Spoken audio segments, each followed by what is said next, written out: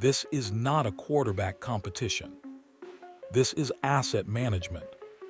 Because what's unfolding in Cleveland right now isn't about development, patience, or long-term planning. It's about timing. It's about leverage. And sitting right in the middle of it is Dillon Gabriel. The same Dillon Gabriel who was once positioned as part of the future. The same Dillon Gabriel who got early reps, early praise, early spotlight. And now, silence. No updates, no practice footage, no recovery timeline, no real mention in serious quarterback conversations. Meanwhile, the Browns are openly talking about Watson, floating Shedeur Sanders, quietly dismissing Kyler Murray rumors, letting Anthony Richardson chatter die out. That's not random. That's sequencing. And when you connect that sequencing to draft capital moves and front office philosophy, something becomes very clear. This isn't about grooming Dillon Gabriel. It's about moving him. And if you've watched this league long enough, you already know how this ends. Here's the first thing you learn if you've covered the NFL long enough. When a team believes in a young quarterback, you hear about him constantly. You get rehab updates. You get practice clips. You get quotes about progress and growth. You get subtle reminders that he's still part of the plan. With Dillon Gabriel, nothing. Since the injury, the public conversation has gone quiet. No timeline clarity, no visible rehab hype, no strategic leaks about how impressed coaches are behind the scenes. And in the NFL, silence is rarely accidental.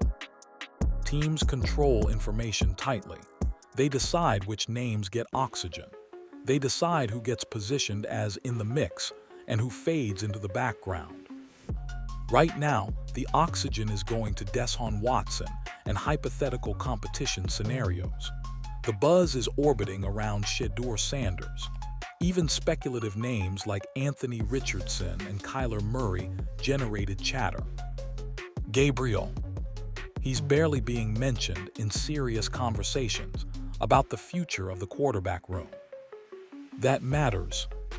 Because if the organization truly viewed him as a developmental priority, you would see narrative protection.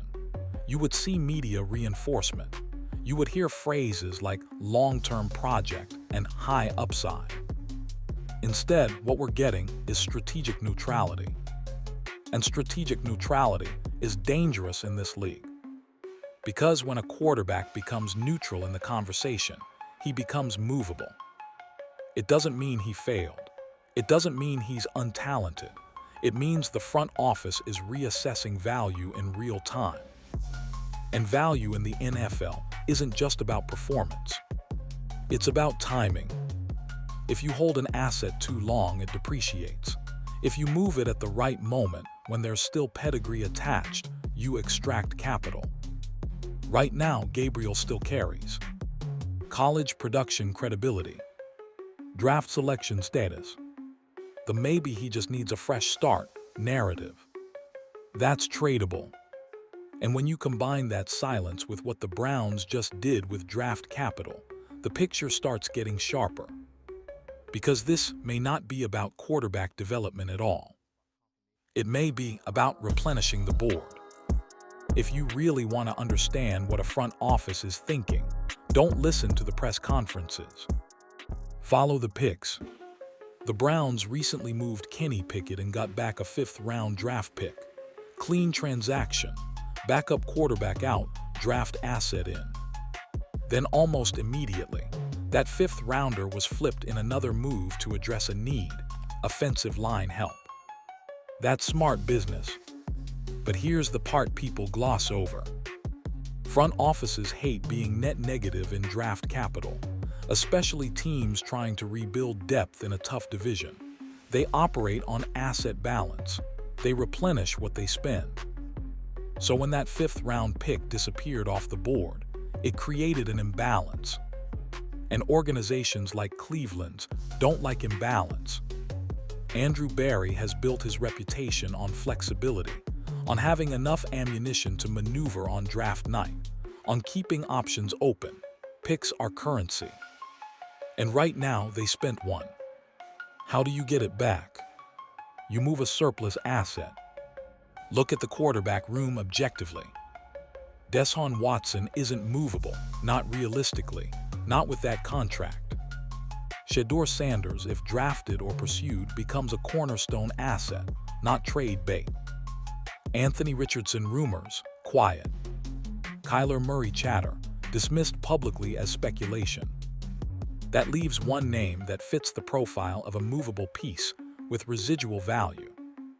Dillon Gabriel. Young quarterback, college numbers, draft investment, still enough unknown upside that another franchise might convince itself he's worth developing. You're not getting a first-round pick, but a fifth possibly. A fourth if a desperate team convinces itself it sees something. That's plausible. And in a front office that just spent a fifth and prefers to reload the chamber, that math makes sense. Is there a confirmed trade on the table? No. Are the Browns openly shopping him? Not publicly. But the sequencing, silence around Gabriel, asset movement, quarterback narrative shift, aligns with how NFL business is typically handled. You don't announce you're selling. You position quietly. And when the right offer hits, you move. Because in this league, sentiment doesn't outweigh leverage. And leverage is strongest right before the market realizes the player isn't central to your plan anymore. Here's something most fans don't like to hear. Quarterbacks are currency. Not just players, not just developmental projects, they're market assets. The moment Dillon Gabriel was drafted, his value wasn't just tied to what he could do on Sundays. It was tied to perception.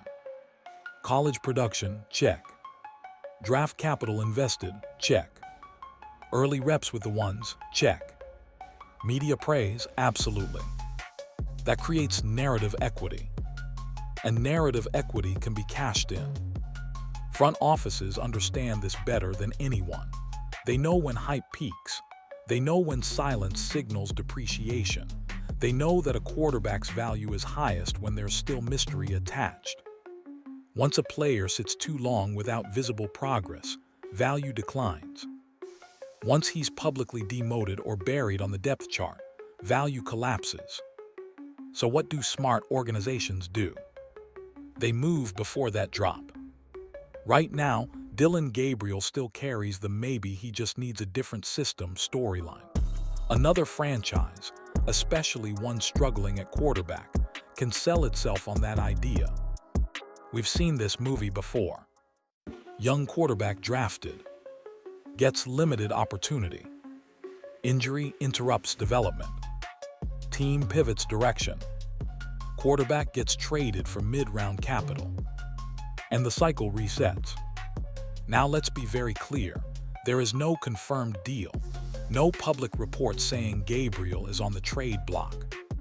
But if you're reading the tea leaves, the Browns aren't actively reinforcing him as part of the future either. They aren't insulating him in the narrative. They aren't hyping his recovery timeline. They aren't positioning him as competition. That's strategic neutrality. And strategic neutrality is what you give an asset you might move. Because once you decide internally that a player isn't central to your long-term plan, the smart play isn't to hold him out of loyalty. It's to extract value while you still can. That's not cruelty. That's roster economics. And in a division where draft capital and flexibility determine survival, sentiment doesn't factor in. Which brings us to the bigger, uncomfortable truth. This isn't about Dillon failing. It's about the Browns deciding he's not the priority anymore. Sometimes the most revealing information isn't in what a team says. It's in what they don't. When Mary Kay Cabot went on 92.3 The Fan and talked about the Browns' quarterback situation, her wording mattered. She didn't mention Dillon Gabriel as a central figure. She emphasized moving forward with Deshaun Watson and Shedeur Sanders. She framed it as a two-man competition. That's subtle, But subtle shifts in language tell you where the building is leaning. She didn't say, Gabriel is firmly in the mix. She didn't say, he's part of the long-term plan. She didn't even frame it as a three-way battle. She framed it as Watson and Shedeur. Now, could that simply reflect current health status? Possibly. Could it be standard off-season phrasing? Sure. But when you combine that with the silence around Gabriel's rehab and the lack of visible developmental reinforcement, the pattern tightens. NFL teams don't accidentally minimize players they believe in. If Gabriel were viewed as a key developmental piece, you'd hear, "We're excited about his growth. He's progressing well. He's a big part of this room." Instead, the focus has shifted. And that shift didn't come with drama. It came with quiet repositioning. Meanwhile, Kyler Murray rumors were dismissed. Anthony Richardson's speculation cooled. And Shedeur Sanders remains the name tied to legitimate organizational intrigue. That's not random. That's narrowing the board. And narrowing the board often precedes movement. Front offices don't telegraph trades. They don't announce, "We're preparing to move this player." They gradually let the player drift out of the narrative spotlight. That's what's happening here. Dillon Gabriel isn't being attacked. He's being faded. And in NFL terms, fading is often the first step before flipping. Because once a team internally shifts a player from future option to movable asset, the public narrative follows. Not loudly, quietly. And if you've watched this league long enough, you know exactly what quiet positioning usually leads to. A mid-round pick, a brief press release, and the cycle moving forward without looking back. Let's strip the emotion out of this for a second. If you're running a football team and you've decided a player is no longer central to your long-term plan, you have two options. Hold him out of sentiment, or move him while he still carries value. Championship organizations don't choose sentiment. They choose leverage. Right now, Dillon Gabriel still has leverage attached to his name. College numbers, draft status, early reps, a storyline that hasn't been fully written yet. Another team, especially one struggling at quarterback, can convince itself he just needs the right system, the right coach, a fresh start. That belief is valuable. And if Cleveland can turn that belief into a 4th or 5th round pick, that's a win on the balance sheet. Because draft capital is oxygen in this league. It fuels flexibility. It allows maneuvering. It creates options on draft night. It lets you trade up, trade back, plug holes. And after flipping that 5th round pick for offensive line help, there's a noticeable gap on the board. Front offices don't like gaps. They refill them. This isn't about punishing Gabriel for getting hurt. It's about recognizing that injury windows are dangerous for developmental quarterbacks. Once a player is unavailable, the narrative momentum shifts to whoever is standing. And right now, the narrative momentum is nowhere near Gabriel. It's orbiting Watson's contract reality. It's circling Shedeur's potential. Gabriel has drifted into the background.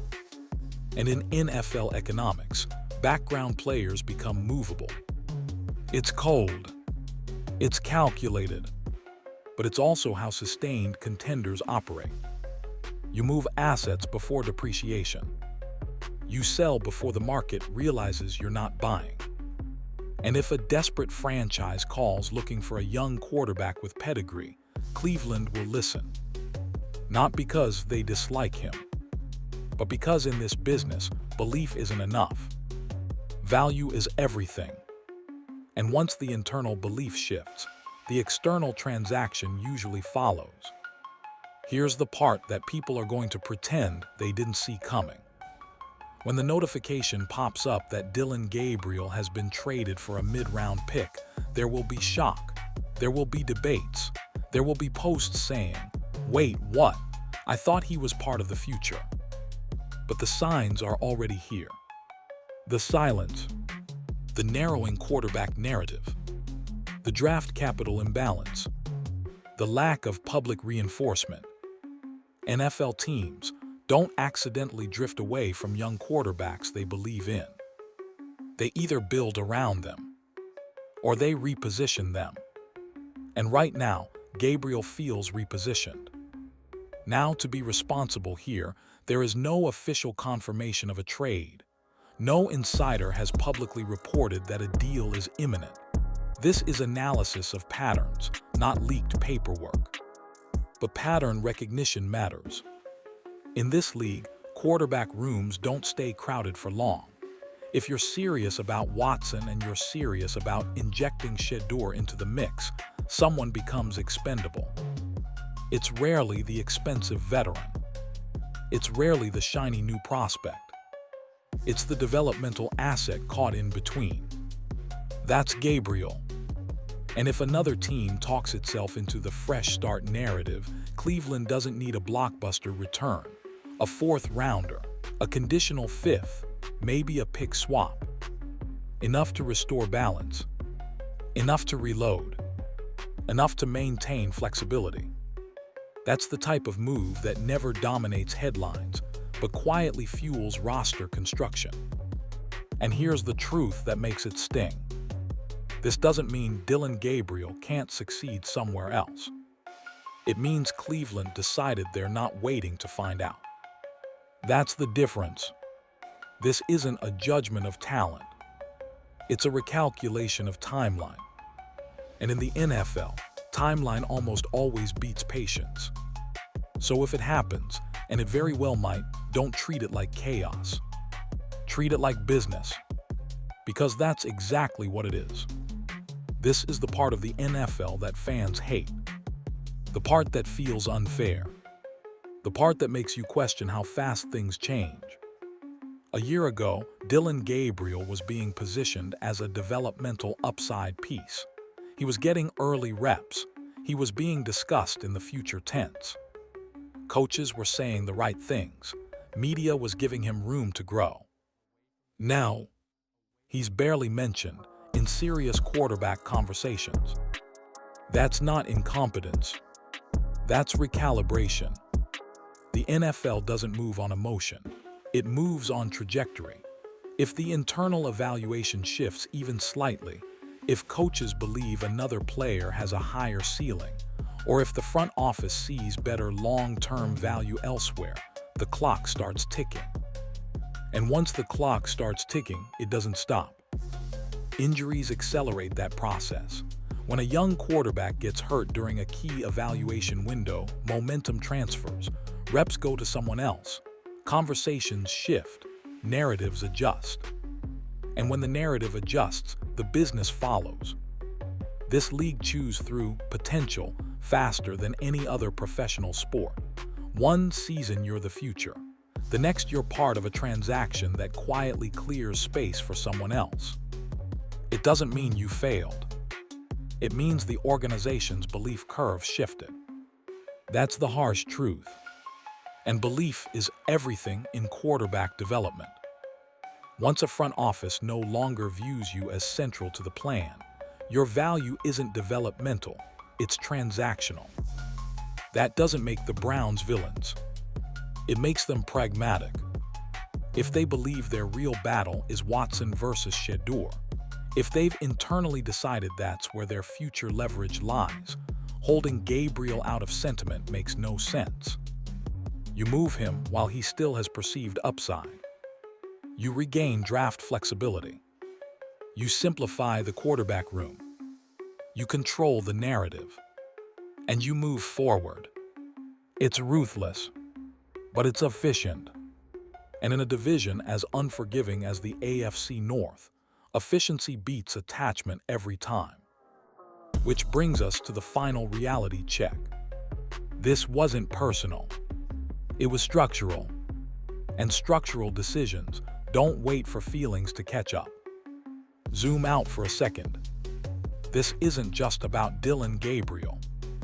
It's about what Cleveland believes its competitive window actually is.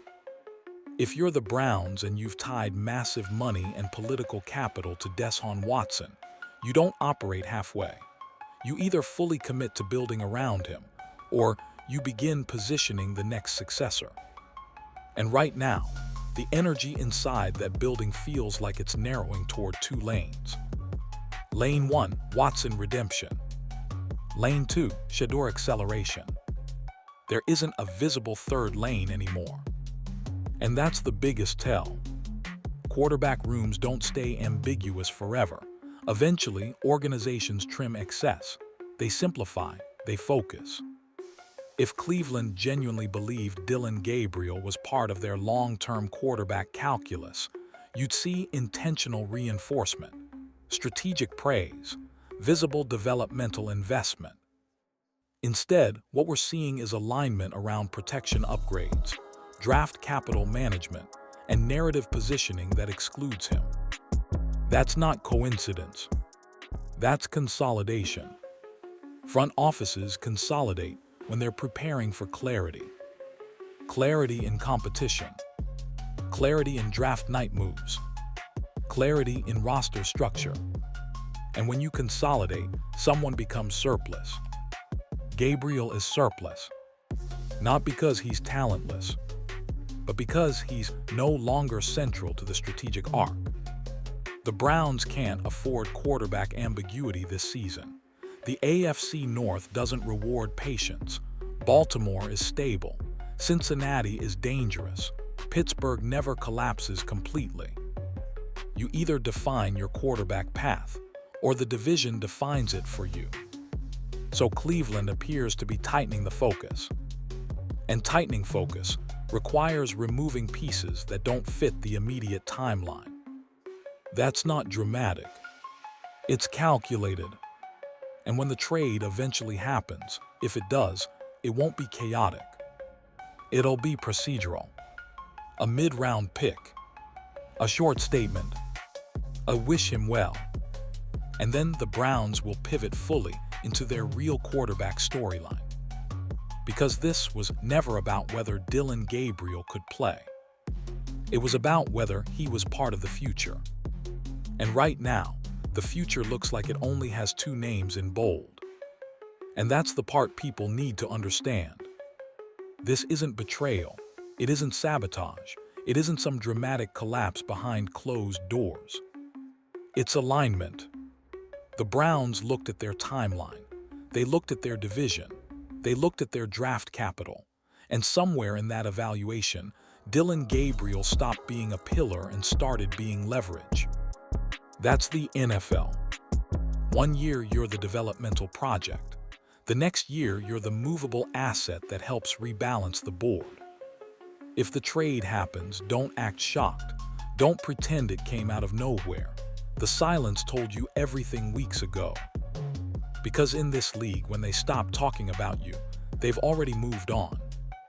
And Cleveland, they're moving forward with or without him.